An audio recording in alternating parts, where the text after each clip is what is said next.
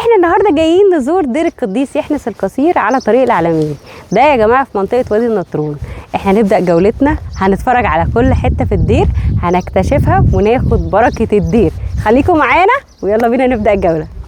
وداعة للفقراء معونة للمساكين يا رب ارحم الشيوخ قوهم والذين في الحداثة علمهم.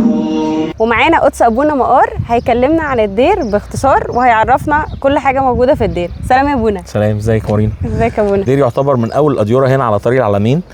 الطريق ليه سهل خالص وبسيط. ان احنا بعد ما نعدي كارتة العلمين تمام بنخش على الطريق البطيء على طول. اوكي. بنكمل على الطريق البطيء حوالي تقريبا 8 كيلو. تمام. في كوبري بيرجع تاني القاهره، ده مش بنطلع الكوبري ده، بننزل من تحت الكوبري. تمام. بعد الكوبري على طول باقل من نص كيلو بنلاقي يافطه الدير مكتوب عليها دير الانبا يحنس القصير 6 كيلو. مدق بقى كبير، يا ريت تبقوا تحطوا الصوره بتاعه اليافطه. مدق 6 كيلو بيدخل على الدير. جميل. تمام. ده لان الدير بعكس بقيه الاديره اللي موجوده في منطقه العلمين ان هو جوه مش على الطريق. ايوه مظبوط. فعشان يبقى الوصول سهل، ان هو عشان احنا الدير الوحيد اللي جوه الطريق، مش من بره على الطريق زي بقيه اديره العلمين. تمام. قصه الدير نفسه بسرعه خالص. ان الدير في 2015 سيدنا البابا بعت اباء رهبان لتعمير الدير هنا. تمام. وبداوا يعمروا الدير، ولحد في سنه 2021 الدير اخذ الاعتراف الرسمي من المجمع المقدس بانه دير قبطي ارثوذكسي تابع للكنيسه الارثوذكسيه، الكنيسه القبطيه الارثوذكسيه. وكان طبعا بيشرف اشراف مباشر طبعا سيدنا البابا. تمام. وكان مكلف سيدنا انبا دوماديوس اسقف اكتوبر كاشراف على الدير وعلى الاباء الرهبان. أيوة. لحد ما في سنه 2022 بالظبط يوم 5/6/22 اترسم سيدنا انبا ديسكوروس رئيس الدير الحالي، واتجلس على الدير يوم 25/6/22. كنا عايزين طيب نعرف ان الدير دايم الزياره، يعني نقدر نيجي في اي وقت؟ الدير مفتوح في اي وقت على مدار السنه، ما عدا الصوم الكبير وصوم الميلاد بنفتح جمعه سبت حد فقط، وبقيه الاسبوع بيبقى مقفول الدير. والقداسات بتبدا؟ والقداسات كل يوم الساعه 9 يوميه، كل يوم الساعه 9. يعني في العادي اي يوم نيجي عادي، لكن في الصيام الكبير وصيام الميلاد بنبقى 3 ايام بس في الاسبوع. لكن صيام الرسل حتى احنا النهارده في صوم الرسل اهو الدير مفتوح عادي كل ايام، وصيام العذراء برضو الدير مفتوح كل ايام. حلو قوي. طب ولو الشباب بقى عايزين يجوا يعملوا خلوه هنا في الدير يعملوا ايه؟ في بيدج على الفيسبوك اسمها بيت الخلوه بدير الانبا يحنس القصير، يقدروا يتابعوا البيدج دي ويتواصلوا مع ابونا، هو مشرف على البيدج ومشرف على البيت، هيتواصل معاهم على طول وهيرد عليهم. جميل قوي. وفي بيدج برضو باسم دير السيده العذراء مريم القدس الانبا يحنس القصير، وفي جروب برضو على الفيسبوك موجودين، ممكن نبقى نحط اللينكات بتاعتهم. تمام. لو انتم محتاجين اي حاجه تقدروا تدخلوا على الصفحات دي. احنا دلوقتي هندخل ناخد بركه من كنيسه السيده العذراء الموجوده بدير القديس يوحنا القصير. يلا بينا. بس الصوره دي الصوره المشهوره بتاعته اللي هي جنب الضبعه، وهنا مكتبة النذور والتبرعات. تعالوا ندخل بقى الكنيسة. احنا حضرنا القداس النهارده في كنيسة السيدة عذراء مريم. النهارده هنا خدنا بركة، وفيها أجساد كمان. تعالوا اوريكم أجساد القديسين اللي موجودة. بصوا أجساد كتير، في أجساد كتير القديسين، بركة شفاعتهم تكون معانا. دي أسمائهم هنا. بركة كبيرة خالص، خدوا بركة. يلا بينا بقى نروح نزور كاتدرائية القديس يوحنا القصير. يلا بينا. احنا كده وصلنا عند كاتدرائية القديس يحنس القصير. تعالوا ندخل مع بعض ونتفرج عليها. يلا بينا. احنا دلوقتي موجودين في داخل كاتدرائية القديس يحنس القصير. زي ما انتم شايفين المسبح اللي في الوسط على اسم القديس يوحنا القصير، الناحية الشمال للماريمينا والبابا كرولوس، والناحية اليمين لأبو سفين وماري جرجس.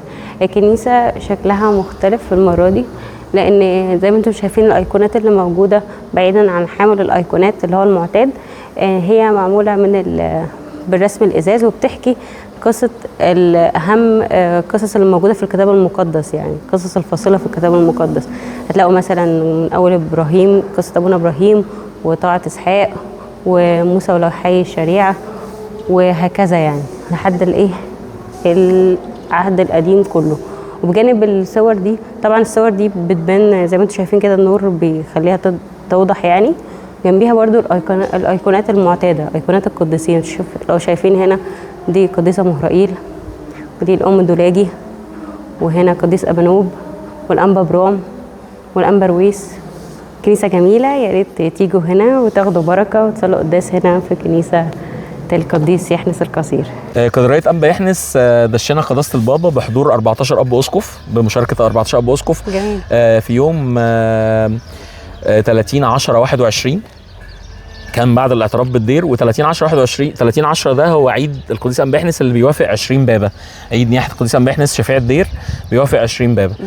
فدشنت الكنيسة بإيد قداسة البابا و14 أب أسقف في يوم 30/10/21. جميل قوي.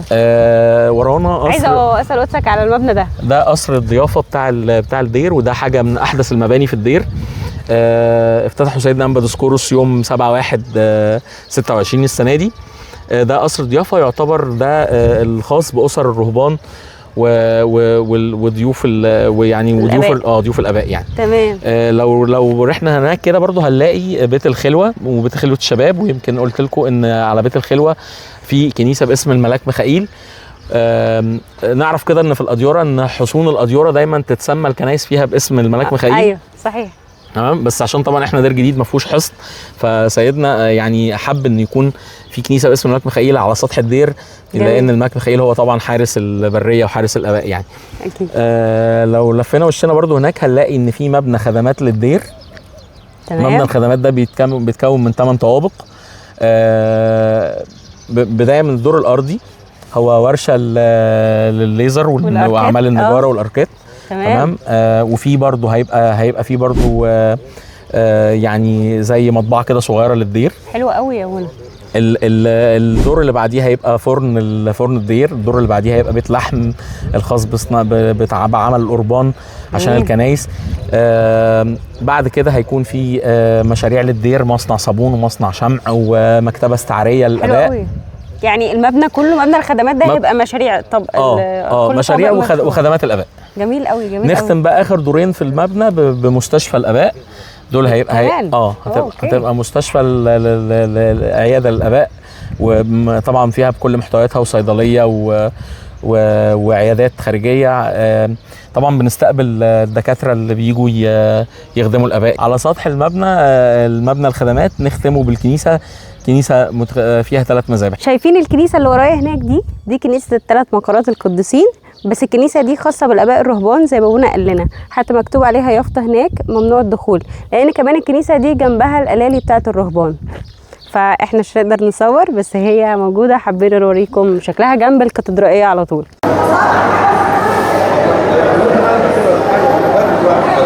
وطبعا ما ينفعش نكون في الدير من غير ما ندوق وناخد بركه من فول الدير. فيلا بينا نشوف طعم الفول. اولا دي الخبزه اللي بتتقدم في الدير، شايفينها صغننه مدوره صغننه. هندوق بقى. ماشي. ده الفول. هو الفول شكله حلو الصراحه.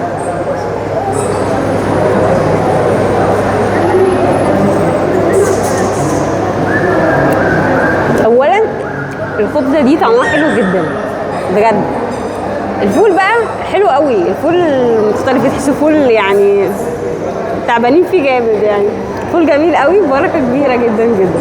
دلوقتي بقى احنا هندخل ناخد لفه في كانتين الدير ونشوف المنتجات. يلا بينا.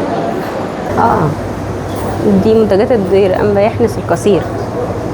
عسل يا جماعه، اسعار العسل 150 جنيه ده عسل اسود كمان، وفي جبنه بيضه.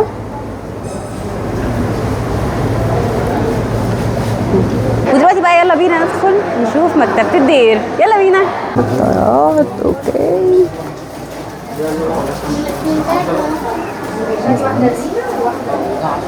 في كتب كويسة قوي، وأيقونة القديس يحنس القصير جميلة قوي مع الضبعة.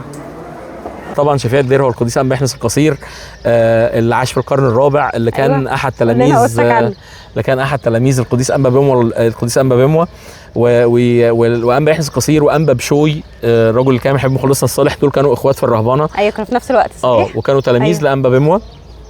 قديس أنبا يحنس القصير اشتهر طبعا بالطاعة، وكان دايما بيقدم طاعة للقديس أنبا بموى أبوه الروحي. فطبعا نعرف قصة شجرة الطاعة، أشهر قصة في الطاعة، قصة مشهورة جدا طبعا من الطاعة.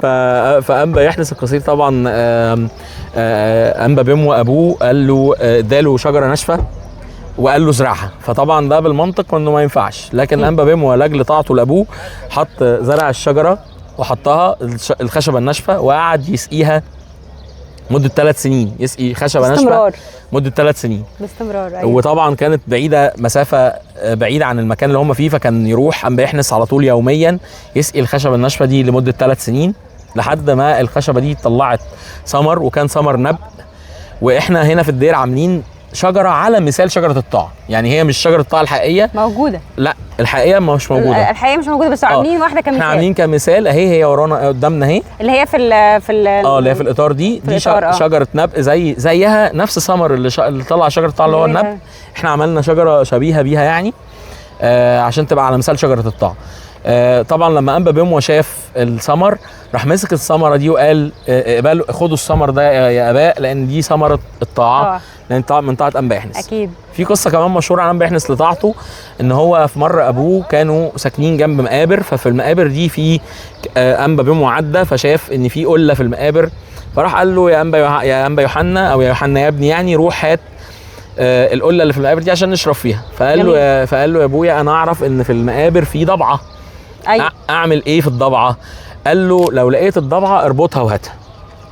الطبيعي واللي احنا عارفينه ان الضبعه دي مفترس، حيوان جدا مفترس، واشرس من الاسد كمان. أيوة يعني من اشرس الحيوانات جدا مش الضبعه. فقال له اعمل ايه في الضبعه؟ قال له لو لقيتها اربطها وهاتها. فالطبيعي ان لما أنبا يحنس يروح المقابر الضبعه تهجم عليه، مظبوط، وتفترسه. اكيد. العكس حصل تماما، ان أنبا يحنس لما قرب من الضبعه جريت منه، فهو لاجل طاعته لابوه ان ابوه قال له لو لقيت الضبعه اربطها وهاتها، فجري وراها وعشان يوقفها، وفعلا وقفها وربطها وراح بيها لابوه. جميل قوي. لما شاف أنبا بموى ان هو عمل عظيم يعني، فأنبا بموى خاف عليه ان هو يتكبر او يحس ان هو عمل حاجه كبيره، فراح قال له انت جايب كلبه روح رجعها، دي مش الضبعه اللي احنا عايزينها، روح رجعها. وبرده طاعه أنبا يحنس الكبيره رجع الضبعه للمكان تاني. ويعني ما تناقش مع ابوه ولا قال له لا انا جايب ضبعه او حاجه. ايوه جميل قوي. وكمان بقى بعد ما تخلصوا الزياره وتدخلوا المضيافه وتاكلوا، في قعدات جميله قوي زي ما انتم شايفين اهي، برجولات في الضله، وكمان بتبص على الفيو الحلو ده، حاجه جميله قوي قوي. وبس كده يا جماعه، احنا النهارده كنا في دير القديس يحنس القصير الموجود على طريق العالمين، خدنا بركه كبيره، لفينا مع بعض وخدنا جوله في الدير حلوه، ابونا كمان كلمنا عن الدير باستفاضه، وانا حبيت انهي معاكم الفيديو من ده طبعا شغل الاباء الرهبان زي ما انتم شايفين، بركه كبيره. يا ريت تيجوا تاخدوا بركه من الدير هنا، والموضوع مش صعب، حتى لو انتوا رايحين الساحل وعدوا بس خدوا بركه من الدير وصلوا لنا هناك. ما تنسوش بقى تشيروا الفيديو ده وتعملوا لايك، ونشوفكم في جوله جديده من دير جديد. باي باي.